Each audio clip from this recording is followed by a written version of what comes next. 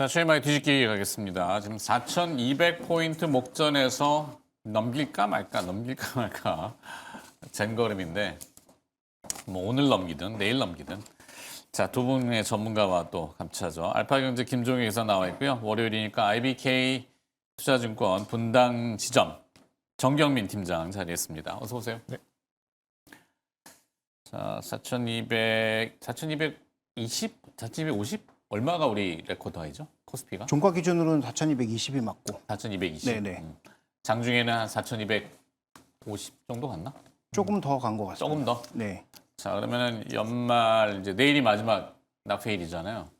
그러면은 그래도 뭔가 좀 이렇게 기사 제목도 좀 뽑고 기자분들도 그렇고 정부도 사실 어떤 의미에서는 상징성이 좀 있어 보이기 때문에 유야무야 주가 관리가 없지 않을 거라고 생각이 좀 들긴 들어요. 특별한 이변이 없는 한, 뭐 오늘 저녁에 미국에서 뭔가 또 돌발적으로 이러지 않으면은 내일이나 뭐 이렇게 좀 좋게 그래도 내년 전망을 또 좋게 바라보면은 종가가 그래도 중요하잖아요.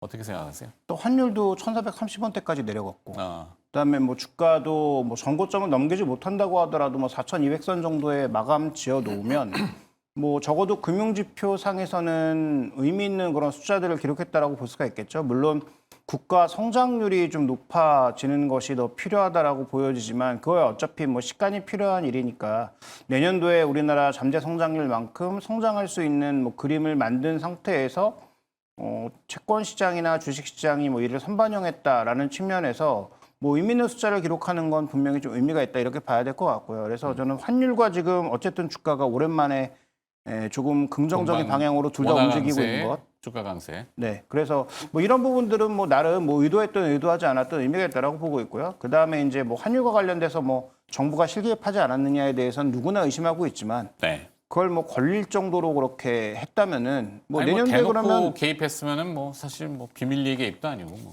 근데 만약에 이게 정말 뭐 티가 나게 시장에서 누군가 개입을 했다면은 이건 뭐 제가 보기에 내년 4월 달에 미국에 그대로 환율 조작국에 걸릴 수도 있기 때문에 대만이 그러했던 것처럼 그래서 뭐 어느 정도 사전 교감을 하고 했겠죠. 그러니까 어떤 식으로 했을지 모르겠지만 뭐 그런 부분들에 대해서는 조금 뭐 경계할 필요는 있는데 어쨌든 뭐 연말에 숫자를 좀 긍정적으로 만들고자 하는 전체적인 분위기는 뭐 흘러가고 있다라고 봐야 될 것 같습니다. 뭐 내일 또 얘기하겠지만 윈도우 드레싱 우리가 이제 예쁘게 하고 맞나 뭐 이런 거 있잖아요. 네. 자, 미모에 관심이 많은 우리 정경민 팀장께서는 어떤 네. 생각이세요? 지금 이제 오늘 뭐 물론 이제 예전과 다르게 이제 일괄적인 배당락은 아닙니다만 아. 어쨌든 이제 배당락이 작동하는 이제 일부 종목들을 감안을 해보면 저는 오늘 거의 연중 신고가 부근 정도의 그런 좀 힘을 좀 보여주지 않았나 생각이 들고 네. 지금 이제 우리 시장에 볼 수 있는 큰 변수들 환율 금리 보면 환율도 급제동이 돼서 반락이 굉장히 좀 빠르게 나오고 있고요. 네. 저는 1,450원쯤 다시 반등하지 않을까 생각을 했는데 더 좀 오히려 하락이 좀 나오는 걸로 봤을 때는 어쨌든 시장에는 우호적인 그런 부분이고 그리고 이제 뭐 저 증권사에 있으니까요. 최근에 이제 단기 금리들, 뭐 단기 채권들 이런 것들 이제 매출이 좀 잘 나왔었던 시점이 지난주, 지지난주 정도였어요. 그러니까 네. 금리가 좀 단기에 좀 튀었던 부분이 있는데 거기에 좀 단기 자금들이 좀 쏠려 나갔음에도 불구하고 지금 시중의 거래 대금을 보면은 지금 오전 11시에도 불구하고 지금 정규장만 하더라도 지금 14조, 15조 정도거든요. 그러면은 시장에 대한 어떤 좀 우호적인 이제 그런 거래 대금도 좀 만들어지고 있어서 뭐 저는 연중 최고치 그 부근으로 갈 가능성이 매우 높고 내년 1분기에도 아까 내년 1월이죠. 뭐 내년이라 봐야 이제 이번 주 금요일일 것 같은데 그때도 좀 지금의 탄력을 좀 이어갈 가능성은 굉장히 높다 이렇게 좀 볼 수 있겠습니다. 네. 뭐 이른바 트리플 강세 이렇게 표현하기도 합니다만 주가 뭐 그다음에 이제 원화 거기에 이제 KP물 그러니까 한국 국채 가격도 오늘 오르고 시장 금리는 내려가고 이래서 뭐 오늘은 일단 분위기 봐서는 하여튼 오늘이 될지 오후장이 될지 아니면 내일이 될지 4,200 중반이나 뭐 조심스럽지만 보여주려고 하는 것 같다 생각 정도입니다. 그 중심에는 당연히 삼성전자와 SK하이닉스 반도체가 중심에 들어있고 질문이 내년 주도주는 반도체일까? 이렇게 물음표 줬는데 이거 아니에요? 반도체 다. 느낌표로 바꿔야 될 거 아닐까 싶긴 한데 어떻습니까? 올해 하반기부터는 뭐 누가 봐도 명확하게 주도주는 반도체였다라고 봐야 될 것 같고요. 내년에도 반도체가 주도주가 아니라면 지금의 지수 상승이 불안할 수 있죠. 그렇죠. 왜냐하면 내년도에 지금 양사, 삼성전자하고 하이닉스의 영업이익 합계가 지금 200조를 얘기하고 있는 거잖아요. 뭐 물론 그 숫자가 맞을지는 좀 더 지켜봐야 되겠지만, 그래서 변수는 뭐 두 가지죠. 반도체 가격이 갑자기 뭐 어떤 이유로든 급속도로 꺾인다든지, 아니면 지금 AI 투자와 관련된 부분이 약간 또 뭐 지연되는 뉴스들이 또 뭐 줄이어서 나온다든지, 뭐 그런 게 나오면 흔들릴 수 있겠습니다만, 그게 아니라면 약간의 오차를 감안한다고 하더라도 지금 SK하이닉스 실적 컨센서스가 내년에 영업이익 기준으로 한 76조에서 80조 사이, 그다음에 지금 삼성전자가 지금 뭐 100조에서 120조 뭐 이 정도 사이가 나오고 있는 상황이니까, 그러면 그 이익만 고려해 봤을 때도 옛날에 양시장 합쳐서 우리가 시청 2천조 얘기했잖아요. 네. 근데 양사의 지금 이익 합계가 200조라면, 물론 영업이익이긴 하지만 거기서 뭐 비용 빼고 못 빼고 하더라도 10% 내외니까 그럼 뭐 180조라고 한다면은, 그러면 유가증권 시장이 PR 뭐 10배, 11배만 계산한다고 하더라도 지금 그렇게 비싸지 않아 보이는 데를 다른 종목을 전혀 고려하지 않은 상태에서도 가능한 거죠. 그러니까 단순히 내년도에도 산수만 할 줄 안다고 치셔도 그렇죠. 그러니까 내년도에도 반도체를 빼면 실제로 뭐 시장의 밸류에이션은 얘기할 수가 없는 상황이기 때문에 내년에도 주도주라고 봐야 되고 주도주여야만 하죠. 네. 반도체 현물 가격이 뭐 데미지를 받아서 급격히 휜다? 이거는 사실 중국이 만약에 뭐 어떤 물량을 대량으로 풀어가지고 중국의 뭐 어떤 기술 수준이 반도체가, 왜냐하면 우리 그런 트라우마가 있잖아요. 태양광이 그랬고, 전기차의 배터리, 2차 전지 배터리가 중국의 이제 공급 과잉으로 인해서 가격이 휘면서 우리가 데미지를 받았잖아요. 그게 이제 반도체까지일까? 그건 아직 뭐 너무 오버하는 거겠죠, 그죠? 그렇죠. 뭐 그런 측면에서 이제 뭐 삼성전자와 SK하이닉스가 뭐 굉장히 머리를 좀 잘 쓴 게, 예전에는 뭐 12월 중순 요쯤 되면은 이제 내년도에 이제 캐펙스 투자에 대한 구체적인 방안이 나옵니다. 뭐 네. 어디에 얼마 투자하고 낸드에 얼마 투자하고 D램까 이제 HBM 빼고요. 예전에 기존에 소위 말하는 이제 레거시에 대해서 이제 어디 얼마 투자해서 뭐 팹은 어떻게 하고 연간 생산 어떻게 해서, 근데 올해는 그런 내용이 굉장히 좀 희미하거나 거의 없는 것 같아요. 그러니까는 과거에 잘 나갔을 때 D램 가격이 올라갔을 때 증설을 통해서 물량도 먹고 가격도 먹겠다라는 이제 그런 그 전략이 과거 이제 한번 그 사이클이 꺾이고 나면은 이게 굉장히 이제 오랫동안 보릿고개가 온다라는 것을 이제 한 두 번 정도의 사이클을 통해서 어느 정도 좀 체득을 한 것 같아요. 그래서 삼성전자도 그렇고 SK하이닉스도 그렇고 HBM에 대한 그런 내용은 자주 나오고 있고, 삼성전자는 또 이제 파운드리에 관련된 내용이 간간히 한 번씩 나오고는 있습니다만, 오죽하면은 하이닉스가 우리 그때 김종인 사랑도 한번 얘기했지만 주문 들어오면 생산할게. 예. 그 뭐 음식점에 들어가면 이제 우리 만들어 놓고 팔지는 않고요. 들어와서 주문하면 그때부터 만들어요. 그러니까 시간이 좀 걸릴 수 있어라는 전략이 언뜻 보면 뭐지? 이게 뭐 하루 아침에 불 껐다 켰다 하고 공장 돌리기가 되는 게 아닌데라고 했지만, 어찌 보면은 역설적으로는 그게 가격을 계속 유지하게 만드는. 그렇죠. 네. 그렇기 때문에 뭐 이제 과거에는 이제 뭐 소위 뭐 PBR 뭐 이런 밸류에이션으로 우리가 이제 삼성전자, SK하이닉스를 좀 추정을 했다라고 하면, 지금은 이제 어떤 영업 가치에 대한 추정치를 가지고 밸류에이션을 할 수 있는 그런 단계로 좀 넘어오고 있는 것 같고요. 반대로 얘기하면 오히려 올해는 삼성전자와 SK하이닉스 대비해서 소위 잘 나가는 소부장들의 주가 상승률이 예전보다는 좀 못했던 이유가, 말씀드린 대로 캐펙스 투자에 대한 어떤 신뢰성이 높지 않게 약간 희미하게 나왔기 때문에, 그럼 과연 어디에 좀 수혜가 하고 얼마만큼 이 영업이익을 올릴 수 있는 거에 대해서 기대치가 많지 않았다라는 점이죠. 그래서 이제 예전에 비해서는 소부장이 크게 움직이지 않았고, 그렇게 되면 뭐 주문이 나오는 대로 그때 이제 요리를 만들기 시작한다라고 하고, 그거 싫으면은 다른 데 가서 드세요라고 하면 다른 데 가서 먹을 때가 마이크론밖에 없잖아요. 근데 네. 마이크론도 지금 물량이 딸리고 있는 그런 상황이고, 그렇기 때문에 이게 뭐 나쁜 말로 얘기하면 이제 이 좀 잘 돌아가는 뭐 담합, 좋은 말로 얘기하면 산업의 사이클을 이제 가격에 잘 그런 가격 정책을 잘 가져갈 수 있는 이제 그런 단계까지 왔다라고 생각이 들기 때문에, 저는 AI 그 하이퍼스케일러라고 불리고 있는 미국의 빅테크 중에 하나가, 우리는 이제 가랭이가 찢어져서 도저히 이 투자는 못할 것 같아라고 만세를 부르는 그런 상황이 오지 않는 한, 내년에는 뭐 내년에도 이 반도체에 대한 이 주도력은 계속될 것 같고, 근데 이제 올해 이제 거의 100% 정도의 상승률이 나왔었는데, 네. 내년에도 100%가 나온다 이렇게 말씀은 드리기는 좀 어려울 것 왜? 같고요. 안 되는 게 이제부터는 아무래도 좀 수치를 봐가면서 좀 어느 정도 이제 주가의 대응이 나올 가능성이 좀 높지 않을까. 그래서 뭐 저는 결론은 저번에도 말씀드렸듯이 삼성전자는 한 800에서 850조 시가총액, 네. SK하이닉스는 한 600조 정도의 시가총액을 만들어 놓고 거기에서 이제 더 올라갈 수 있는, 더 칠 수 있는 그런 재료들이 나오느냐 안 나오느냐, 요게 이제 내년 한 1분기, 2분기 정도의 어떤 스탠스가 아닐까 이렇게 좀 주가는 생각합니다. 얼마? 직관적으로 맨날 직관적인 거 좋아하잖아요. 네. 정영 팀장 직관적으로 삼성전자 보면은 얼마 정도? 한 14만 원 정도는 만들어 놓을 것 같고요. 왜 또 14만 원이에요? 아니 산술적으로 800조에서 850조면 한 14만 원, 뭐 15만 원 그 사이쯤 되는 만 원 거고요. 더 씁시다. 15만 원 어때요? 라운드 넘버를 좋아하시는 분인데. 네. 그리고 딱 SK 떨어지는 하이닉스도 숫자죠. 뭐 지금 대비해 가지고 한 3, 40% 정도니까 뭐 한 70만 원 중반, 뭐 많이 가면 80만 원 뭐 이 정도까지는 좀 열어놓고 생각해야 되지 약간 않을까. 보수적이신데. 네. 김종인 사는 어때요? 물론 가격을 여쭌다는 게 우매한 질문인 것 같지만 시청하시는 분들은 단순한 이렇게 정확한 거를 좀 좋아하시잖아요. 저도 뭐 삼성전자는 일단 내년에 15만 원 정도는 충분히 시도해 볼 수 있지 않을까라고 생각하고 있고요. 15만 원 그 이상. 네. 그다음에 뭐 하이닉스 같은 경우에는 저는 뭐 75만 원, 80만 원 정도는 충분히 가능하다라고 보는데 시장이니까. 뭐 최근에 뭐 리포트들은 더 공격적으로 많이 나오고 있어서 오늘 88만 원인가? 네, NH인가요? 그래서 88만 원 정도 나왔던 것 같은데 오늘 또 하나 이제 뭐 짚고 넘어갈 이슈는 그 며칠 전에 그러니까 주말에 있었던 그 대만 지진 이슈 때문에 지진. 네, 혹시 TSMC에서 뭔가 조금 문제 생기지 않을까라는 그런 우려가 있는 상황인데 네. 제가 지금까지 뭐 대만 기상청에서 확인한 바로는 여진이 분명히 있거든요.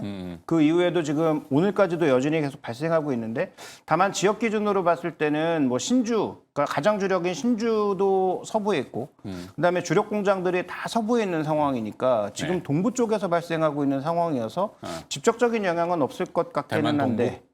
네, 대만 동부. 거기는 뭐 산악 지형이 많잖아요. 네. 산악 지역 옆에 이제 해안가 쪽에서 지금 발생하고 있고 이번에 진도 7이었던 건 좀 깊은 지하에서 났는데 가장 최근에 발생한 건 진도는 한 뭐 3, 4밖에 안 되는데 지표면에서 나가지고 네. 이런 것들이 뭐 일부 영향을 줄 수 있을 것으로 보이나 뭐 이렇다면 만약에 TSMC가 뭐 정체를 보인다면은 가격적으로는 더 자극받을 수 있으니까 그래서 우리가 이제 상대적으로 가격적으로 우위를 받을 수 있는 부분도 있고 TSMC가 뭔가 좀 불안해지면 기술력이 달리긴 하지만 삼성전자 쪽으로 뭔가 좀 물량을 돌리려고 하는 시도가 이 비메모리 쪽에서는 나타날 수 있으니까 최근에 일본과 대만에 너무 빈번하게 지금 지진이 나타나고 있어서 네. 이것도 한번 챙겨볼 이슈인 것 같습니다. 지진이 영향을 주죠. 진동이라고 하는 거. 근데 뭐 대만도 지형이 보면 동고 서죠. 우리나라 이제 이 태백산 쪽 동쪽이 높고 그러니까 대부분 반도체 공장은 서쪽에 있어가지고 사실 동쪽에 지진 나는 거야 뭐 어느 정도 막아주는 것 같긴 해서 본질이 지질로 갖고는 넘어간 게 아니라 자 그래서 자 정리를 해봐야 됩니다. 전략. 네. 뭐 저는 뭐 한 줄 평 뭐 이렇게 보내는 게 좀 있어가지고 맞아요. 우물쭈물하다 내 이럴 줄 알았다 뭐 달고 다른 이제 그 그러니까 뭐 조정시 분할 매수 네. 뭐 저는 기다렸다가 사세요. 삼성전자와 SK하이닉스가 늦지 않았다고 생각합니다. 물론 뭐 신고가 부분에 있습니다만 뭐 다른 뭐 좀 중소형주가 신고가 종목이 있었다면은 한번 뭐 오히려 이제 이럴 때 좀 매수를 하는 이제 그런 분들도 많이 계실 것 같은데요. 하이닉스 이제 경고 풀렸고 삼성전자도 어쨌든 지금 신고가 부근에서 좀 움직이고 있는 건데 저는 뭐 이 잠정 실적 나올 때가 좀 트리거가 되지 않을까 개인적으로 이렇게 좀 생각하고 있습니다. 이 두 종목에 대해서는 그래도 뭐 한 30% 이상은 자기 포트폴리오에 좀 가져가야지 시장에서 포모를 당하지 않을 것 같다라는 말씀 드리고 싶어서 지금도 늦지 않았다는 말씀 좀 드리고 싶습니다. 좋습니다. 아이고 김종인 사는 조정심 매수네. 그 조정식 매수인데 그렇죠. 저는 뭐 중요한 건 지금 보유하고 계신 분들의 비중 유지라고 봅니다. 비중 유지. 예. 네, 이제 뭐 로봇이나 이런 게 강하게 움직이는 게 있으니까 이것 조금 팔아서 로봇 쪽으로 가봐야지라는 것도 물론 나쁘지 않지만 저는 뭐 반도체를 좋은 가격에 잘 잡으셨다면 지금은 팔지 않고 정말 한번 끝까지 가보는 게 제일 중요하다고 봅니다. 네. 자 반도체 받고 또 궁금해하시는 그 내용들이 2차 전지 배터리 산업일 겁니다. 뭐 거기에 또 바이오까지 들어가면 섹터별로 다 다뤄야 되기 때문에 오늘은 2차 전지까지는 들어가 봐야 되는데 계속 그 계약 해지 이슈가 발목을 잡고 있어요. LG엔솔. 네. 네, 뭐 좀 생각보다 좀 굉장히 큰 규모의 이제 수주 취소 공시였죠. 그걸 네. 좀 솔직히 금요일 날 조금 이제 움츠러든 건 좀 개인적으로도 좀 사실이긴 합니다만 뭐 생각보다는 밑꼬리를 달고 좀 회복력은 나쁘지 않은 것 같은데 이제 여기에 대해서 자세한 좀 공시가 나왔었죠. 생각보다는 크지 않은 이제 그런 프로젝트였고 지금까지의 이제 매출도 뭐 1,000억 전후 정도의 좀 작은 거였기 때문에 영향이 크진 않다. 다만 이제 좀 언제든 이 수주에 대해서 취소가 나올 수 있다라는 이제 그런 심리적인 타격이 생각보다는 좀 있지 않나라는 생각이 드는데 오히려 이제 소재 관련된 종목들에 대해서는 나쁘지 않은 것 같아요. 그래서 일단 LG 에너지 솔루션의 이런 좀 이딴 그런 수주 취소에 대해서는 일단 심리적인 타격이 있습니다만 이따 또 말씀을 드리겠습니다만 소재 쪽에 대해서는 내년에 저는 좀 다크호스가 될 수 있는 그런 종목군이 되지 않을까 개인적으로 그렇게 좀 생각을 하고 있어서 소재 쪽 뭐 이 거래소 쪽으로 본다면 포스코 퓨처엠 그리고 코스닥 쪽으로 본다면 에코프로 같은 종목들 지금 가격대라면 저는 2차 전지에 대한 어떤 비중을 가져가는 그런 시점으로서 나쁘지 않다. 오히려 좀 매수 시기로 좀 잡아보면 어떨까 이런 말씀 좀 드려보겠습니다. 결국엔 전기차의 이 이슈는 트럼프 대통령의 트럼프 정책 뭐 계속 맞물려 돌아가잖아요. 그러다 보니까 뭐 캐즘이 뭐 극복하고 뭐 이렇게 됐다는데 계속 캐즘이 되고 있고 거기에 중국의 공급은 계속 늘어나고 있고 그러면은 그 돌파구를 얘기하는 것이 이제 데이터 센터용 ESS인데 전기차용 배터리와 ESS의 규모 차이가 워낙 지금 크지 않나 싶어요. 8대2 정도인데 8대2. 예, 근데 그 20%마저도 80%를 중국이 가져가고 있으니까 그래서 이걸 빨리 우리가 좀 가져와야 되는데 우리는 아무리 생산이 빨라봐야 내년 4분기 삼성 SDI가 가장 먼저 LFP ESS용을 생산할 것으로 보이고 이거 뭐 당긴다고 해도 뭐 한두 달 당기는 건 가능할지 모르겠지만 뭐 시설하고 그다음에 수율 잡고 이러는데 걸리는 시간을 고려해 보면 아주 많이 당기긴 어려워 보여서 거기다 LG엔솔로 지금 빨라야 2027년 1분기를 지금 생각하고 있는 구간이니까 그러면 내년도에 급한 업체들은 결국은 누굴 찾을까? 이게 이제 문제인 거잖아요. 네. 그래서 내년도에 우리는 급해서 어쩔 수 없지만 중국 거 가져다 쓸게라고 해서 많이 가져다 쓰면 그러면 뭐 관세를 물겠지만 그 관세에도 불구하고 지금 당장 급한데 쓸 게 이거밖에 없다라고 하면 그 물량을 또 뺏기는 것에 대해서 지금 가지고 있는 기대를 또 얼마나 꺾어야 되느냐를 가지고 내년도에 또 싸울 것 같거든요. 네. 그래서 지금 뭐 전기차 시장이 저는 뭐 궁극적으로는 된다라고 보는데 왜냐하면 자율주행하려면 전기차 아니면 안 되거든요. 그렇죠. 내연기관차로는 뭐 조향장치나 이게 뭐 구조 자체가 완전히 또 다르잖아요. 그것도 그렇고 이제 전력을 워낙 많이 쓰니까 전력을 지금 기존에 있는 그 자동차 내연기관차로는 버텨낼 수가 없고 안정적인 전력이 공급될 수가 없어서 뭐 그런 차원에서 일단 뭐 전기차로 결국 간다라고는 보는데 근데 그 속도가 우리 생각보다 너무 느리고 언급드렸던 대로 ESS도 우리의 기대만큼 빠르게 이제 그 매출치를 채우지 못한다면 내년에도 뭐 추가적인 급락이나 뭐 전저점 깨고 내려가는 그런 뭐 최악의 상황은 없겠지만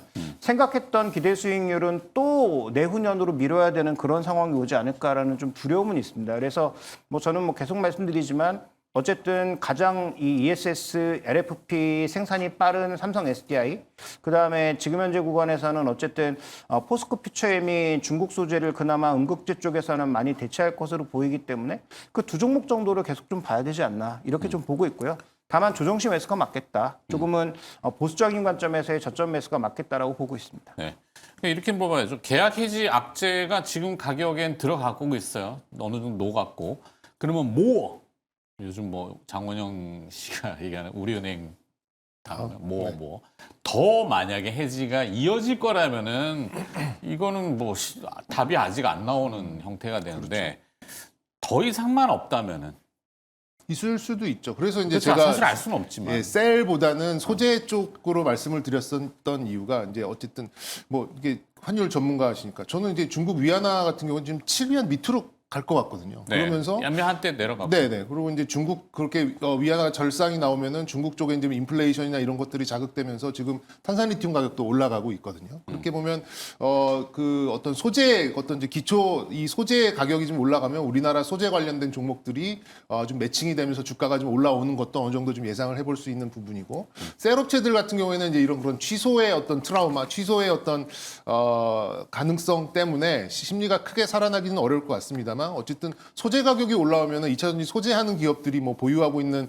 그런 자산에 대해서도 어느 정도 좀 평가 손이 평가 이익으로 좀 바뀔 수 있는 그런 가능성도 좀 있기 때문에 개인적으로 그래서 셀 업체보다는 포스코 퓨처엠이나 에코프로를 말씀드렸던 이유가 이제 그런 이제 소재 쪽에 있어서는 다소 좀 다른 움직임을 보일 가능성이 좀 높지 않을까 생각을 하고요. 그리고 이제 얼마 전에 나섰던 구글이 인터섹트 인수를 하면서 태양광 쪽으로 이제 발전. 그러니까 어떻게 보면 직접 생산이죠. 에너지 직접 생산을 하면은 뭐 태양광은 비 오면 안 되고 날 흐리면 안 되고 추우면 안 되고 이거를 이제 보조해 줄 수 있는 부분이 이제 ESS니까 그렇게 좀 스토리를 연결해 나간다면 어쨌든 셀 업체들보다는 소재 쪽이 조금 더 좀 내년에는 좀 다크호스 같이 좀 수익률을 좀 뽑아낼 수 있지 않을까 개인적으로 이렇게 좀 소재 판단하고 쪽. 있습니다. 알겠습니다.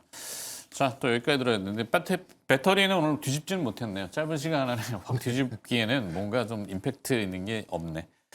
자, 하여튼 여기까지 듣도록 하겠고요. 알파경제 김종영 이사 월요일 또 수고해 주셨고요. IBK 분당 지점의 정경민 팀장도 수고를 해주셨습니다. 두 분 고맙습니다.